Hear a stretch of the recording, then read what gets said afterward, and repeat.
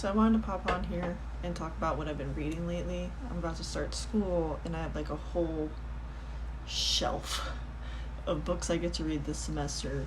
So I've been doing a lot of fun reading lately and I wanted to share with you guys kind of like what I've been trying to like get in before school starts. I'll start with, I finished Kingdom of Ash by Sarah J. Maas. This is the last book in the Throne of Glass series. This was so good. The final battle, the way things like all came together. I really like this book. I really like Aelin. I think she's one of the strongest female main characters I've read about in a really long time. I really applaud Sarah J. Maas and how she writes her female lead characters.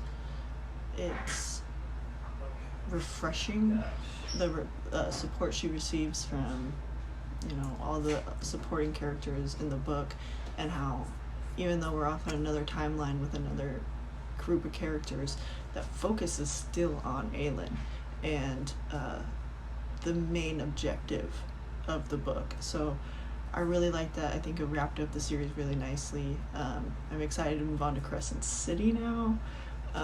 Just staying in that Sarah J. Maas world is amazing, and I really highly recommend digging into some Sarah J. Maas if you're into YA fiction. Everybody knows A Court of Thorns and Roses. It's a big one. The next book I read was Pure Color by Sheila Heti, and this book was extremely good. Back to like literary fiction for me. This focuses on a woman main character and her relationships, one mostly with her father, with a woman that doesn't really reciprocate that kind of love towards her, and death.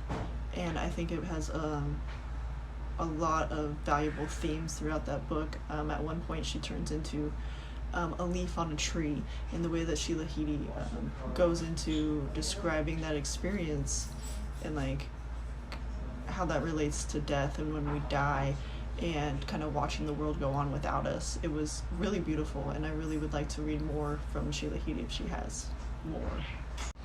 The next book I read was Sundial by Katarina Ward.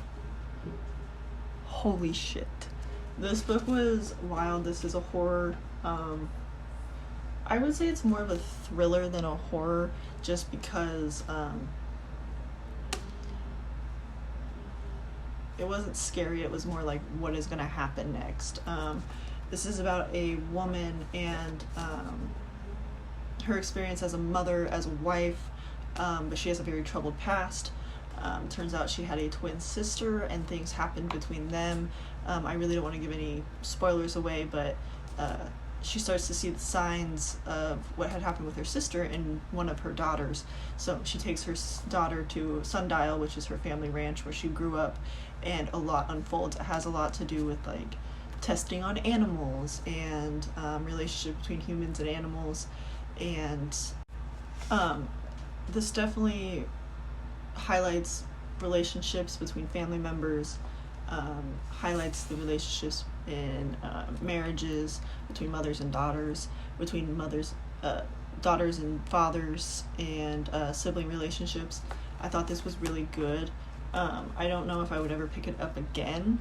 It didn't really do for me what I was wanting it to do, but that could just be my own expectations put on this book. But if you like thrillers, I think this has a really good plot. Check it out. The next book I read was American Gods by Neil Gaiman. This book my husband recommended to me.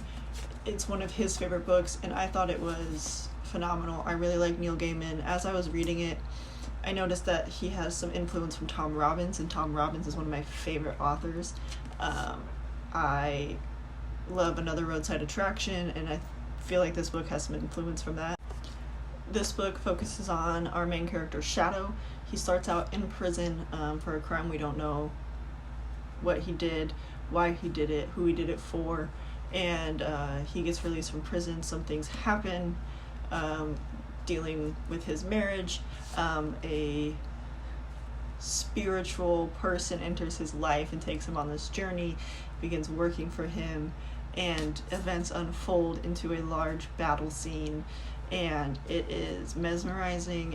If you like, mythology and the idea of how other gods are incorporated into America and America's society, this is a really good book to dive into. I thought it was awesome. I definitely will be rereading this book, as I thought it was definitely phenomenal, and I feel like each time I reread it, I'll get something more out of it.